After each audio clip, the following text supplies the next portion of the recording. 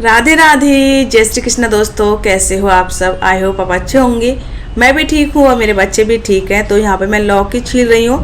सोचा था कि आज मैं लौकी की सब्जी बनाऊंगी। क्योंकि स्कूल जाने की तैयारी कर रहा है, तो इसीलिए मैंने उसको बोला कि बाबू तुम तैयार हो, जब तक मैं तुम्हारे लिए टिफ़िन तैयार करती हूँ। लेकिन नहीं पता था कि ऐसा हो जाएगा। आज मतलब दो तीन चीज़ें ऐसी हो गई हैं जो माइंड डिस्टर्ब मेरा हो गया।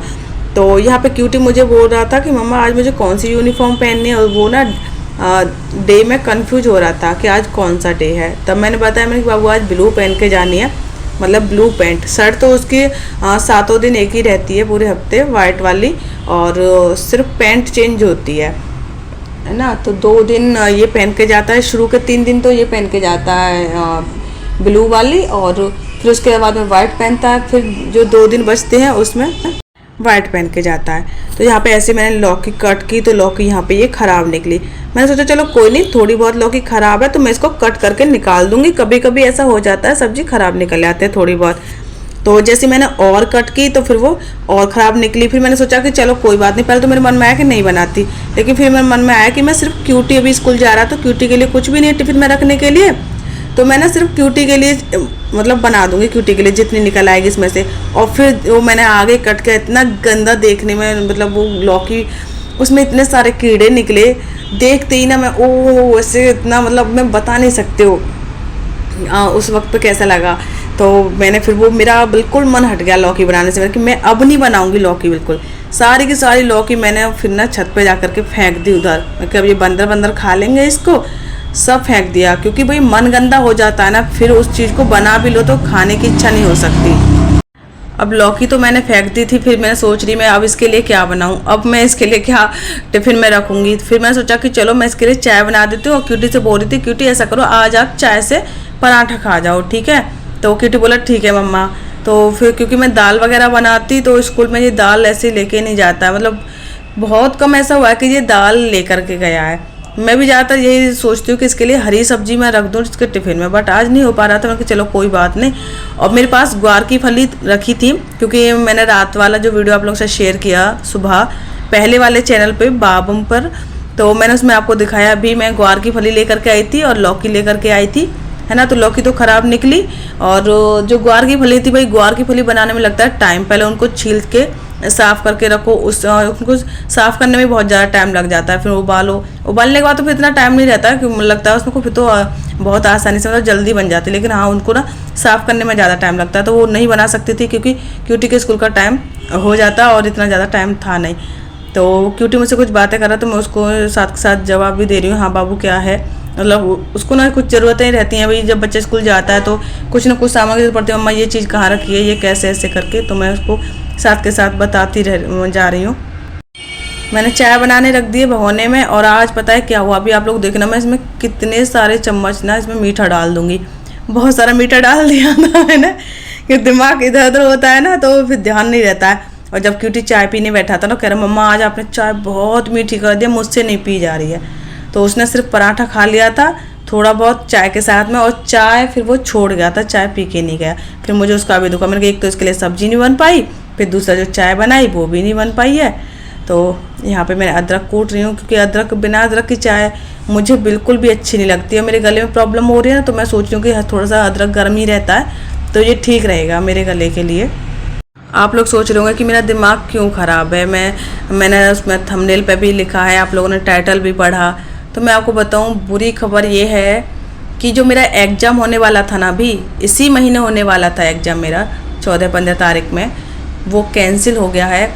बहुत ज़्यादा गुस्सा आया कि 2-2.5 साल में, 2 नहीं 2.5 से 3 साल होने वाले हैं, है ना, तब जाके तो एग्ज़ाम ये लोग करा रहे थे इतने साल में, फिर भी वो कैंसिल हो गया।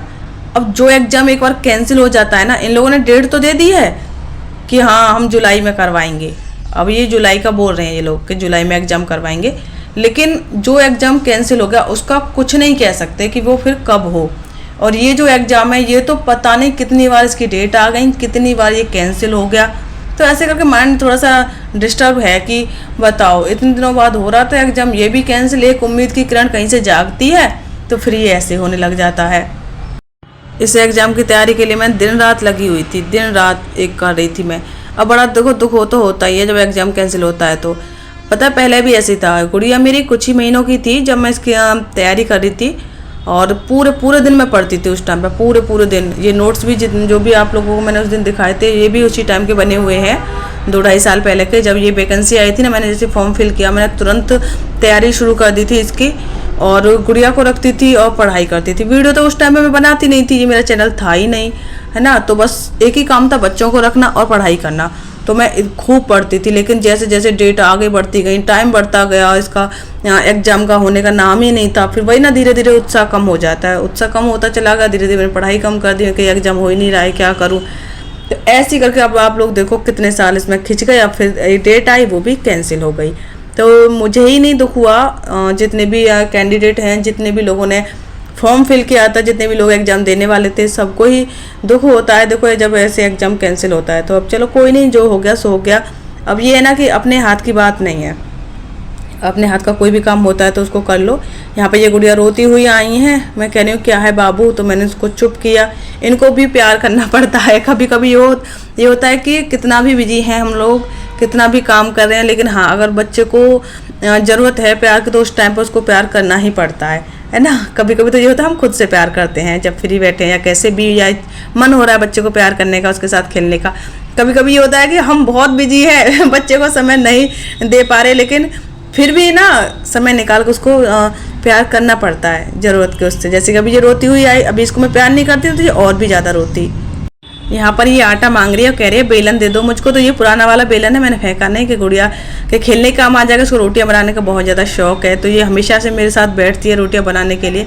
तो मैंने इसको ये वाला बेलन दे दिया। आटा दे दिया थोड़ा सा, ज़्यादा आटा मांग रही थी मैं कि ज़्यादा नहीं, थोड़ा सा ही मिलेगा, क्योंकि ये आटा ख़राब ही कर देती है। जो आटा इसके हाथ में चला गया वो ख़राब ही हो गया, ये मान के चलो। अभी आप लोग देख ही रही हो कि देश में क्या चल रहा है ना। कुछ दिन पहले ये पाकिस्तान ने ये हरकत नहीं की होती ना, तो ये सारी चीज़ें नहीं होती। देखो हमारा हिंदुस्तान देश इतना अच्छा है, हमारा इंडिया इतना अच्छा है, इस बार मुझे बहुत अच्छा लगता है। इसी बात से मैं गर्व फील करती हूँ इसी बात पे कि मेरा जो जन्म है वो इंडिया में हुआ, एक ऐसे देश में हुआ जहाँ नरम दिल के इंसान रहते हैं। हिंदुस्तानियों का दिल बहुत ज़्यादा नरम है, कभी किसी का पहले से बुरा नहीं करते, पहले से किसी के साथ गलत नहीं करते, है ना। बाकी का देखो पाकिस्तान का कितनी बार ऐसा कर चुका है पहले से ही ना, ये सारी चीज़ें मतलब वो पहले से ही छेड़ता है। जब भी उसको छेड़ना होता है वो पहले से ही छेड़ेगा। पता नहीं इन लोगों को क्या मिलता है ऐसा करने में। हमारे देश ने कभी ऐसा नहीं किया कि पहले से जाकर छेड़े या किसी पे बमबारी जाके कर दे या गोला फेंक दे। अब भाई पहले से कोई छेड़ेगा अब तो बाद में जवाब तो देना ही पड़ेगा, है ना। तो मुझे दुख भी बहुत ज़्यादा हुआ था अभी जब ये पाकिस्तानियों को हिंदुस्तान से निकाला गया, भेजा गया। तो मुझे फील भी देखो, जब औरतें रो रही थी, कुछ औरतें अपने छोटे छोटे बच्चों को छोड़ के गई हैं। एक औरत तो 1 साल के बच्चे को छोड़ के गई है, उसका बच्चा बीमार था उस टाइम पे, वो भी प्रेग्नेंट थी। तो ये सारी चीज़ें लगती तो हैं बुरी, लेकिन वही कहते हैं ना कि देखो गेहूँ के साथ में घुन तो पिसता ही है। तो यहाँ पर गुड़िया बना रही रोटी, इसको मैंने चकला दिया नहीं था पुराना वाला जो है, क्योंकि उसको मैं सब्जी वगैरह कट करने के यूज में लेती हूँ। तो ये इसने फर्श पे रखी वही लोई छोटी वाली, और फिर इसने वहीं पे बेलना शुरू कर दिया। मैंने कहा था ना आपसे, इसके हाथ में जो आटा गया ये गंदा कर देती है, उस आटे को वो यूज करने का नहीं रहता है, इसीलिए मैं इसको कम आटा देती हूँ, ज़्यादा देती नहीं हूँ। तो यहाँ पर ये बैठी बैठी कह रही मम्मा मेरी रोटी बन गई है, इसको सिका दो। मतलब सेक दो नहीं कहती, कहते सिका दो। मैं कहा हाँ अभी रुको, मतलब भैया का पराठा बना दूँ। तो क्यूटी के लिए पराठा बनाया मैंने, और यहाँ पे चाय बन के तैयार हो गया। तो क्यूटी को गिलास में चाय करके दे रही हूँ। पराठा भी गर्म है तो ठंडा होगा थोड़ी देर, चाय भी थोड़ी सी ठंडी हो जाएगी। चाय तो बन गई है ना बहुत देर की, तो ये थोड़ी बहुत ठंडी हो चुकी है। तो क्यूटी ये पराठा खा लेगा। ये आप लोग देख पा रहे हो चाय बहुत मीठी हो गई आज की। तो अभी तो मैं क्या कर रही हूँ कि मैं क्यूटी को ऐसे ही स्कूल भेज दूँगी, सिर्फ इसको नाश्ता करा के, टिफ़िन इसका नहीं दे रही हूँ मैं इसको, क्योंकि मैं सोच रही हूँ कि इसको अभी ऐसे भेज देती हूँ। अब है ही नहीं कुछ भी टिफ़िन में रखने के लिए, खाली पराठा तो रखूँगी नहीं। अचार है आम का, तो खट्टा इसके लिए मना है, तो वो मैं नहीं रख सकती हूँ। और बाकी का कोई ऐसा नहीं दिख रहा कि मैं इसके टिफ़िन में रख दूँ पराठे के सिवाय, है ना। प्याज का पराठा पहले मैं इसके लिए बना देती थी, लेकिन अभी प्याज इसकी मना है तो प्याज का पराठा भी नहीं बना सकती। कई सारे ऑप्शन थे मेरे पास पहले क्यूटी के टिफ़िन में रखने के लिए, लेकिन अभी मेरे पास कोई भी ऑप्शन नहीं बचा है, सिर्फ पराठा और सब्जी के अलावा। और मैं ज़्यादा कुछ नहीं दे पाती क्योंकि इसका परहेज चल रहा है इस वजह से। अभी देखो इसकी एक आईब्रो तो बिल्कुल गायब सी ही लगती है, अब पता भी नहीं चल रही है कि इसकी है एक आईब्रो या नहीं है। तो यहाँ गुड़िया मटक मटक कभी इधर कभी उधर जा रही हैं। तो ये एक रोटी ही, मतलब मैंने पराठा मान लो या रोटी मान लो कुछ भी मान लो, ये मतलब इसको मानो रोटी कम पराठा, क्योंकि इसमें हल्का सा मैंने ऑयल भी लगाया है और प्रॉपर मैंने इसको पराठा भी नहीं बनाया है। तो ये मैंने बनाया है गुड़िया के लिए और अपने लिए, आधा मैं खा लूँगी आधा गुड़िया खा लेगी। तो ऐसे करके हम चाय पी लेंगे, क्योंकि खाली चाय पियो तो नुकसान करती है। गुड़िया यहाँ पे आई है, कह रही है मम्मा मेरी वो कहाँ है गुड्डा जो मैंने बनाया था। मैंने कहा हाँ ये रहा। पहले इसने रोटी बनाई बेली और फिर उसको गुड्डा सा बना दिया इसने एकदम मोटा सा, फिर उसको देखे गई मम्मा इसको सिखा दो। ये तवे पे आप देख रहे हो ना ये। मैं कहा हाँ चलो सीख रहा है, तुम्हारा भी कच्चा है। मैंने फिर इसको बोला कि आप नहीं खाना, बंदर को खिला देना। कह रही नहीं मैं ही खाऊंगी। मैं कि नहीं बाबू ये बंदर को खिलाना कच्चा है और गंदा भी है। तो ऐसे कर फिर मैंने अपने लिए भी चाय कर ली है और क्यूटी यहाँ पे अपना नाश्ता कर ही रहा है। आप लोग टाइम देख सकते हो यहाँ पे कितना टाइम हो रहा है, 7 बजने में भी 8-7 मिनट हैं। तो फिर इसके बाद में मैंने चाय पी, क्योंकि अभी क्यूटी का थोड़ा सा टाइम था और मैं कहा चलो ठीक है अभी तुम अपना 1-2 सामान रख लो, बोतल में पानी भर लो, जब तक मैं चाय पी लेती हूँ। फिर चाय ठंडी हो जाएगी, दोबारा गर्म करनी पड़ेगी।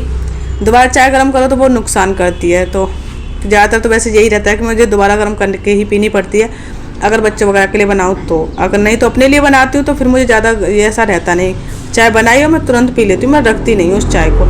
यहाँ मैं गुड़िया को बोल रही थी बाबू गिलास रखे आना, तो मना कर दिया नहीं मैं नहीं रख रही, और खेल में लग रही है वहाँ गाड़ी पे।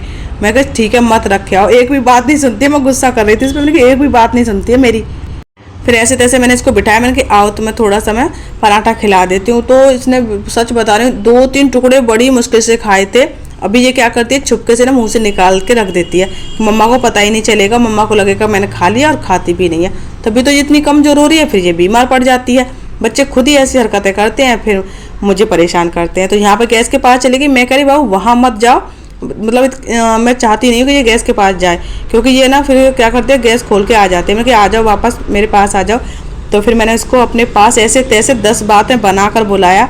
मैं कि आओ बाबू, और पता नहीं मैंने क्या क्या इसको बोला, तब जाके ये मेरे पास आई। तो चलिए फ्रेंड्स फिर आज का ये वीडियो यहीं तक। की वीडियो पसंद आए तो लाइक कमेंट, चैनल को सब्सक्राइब जरूर कर लेना। जो लोग चैनल पर नए हैं वो जरूर सब्सक्राइब कर लें।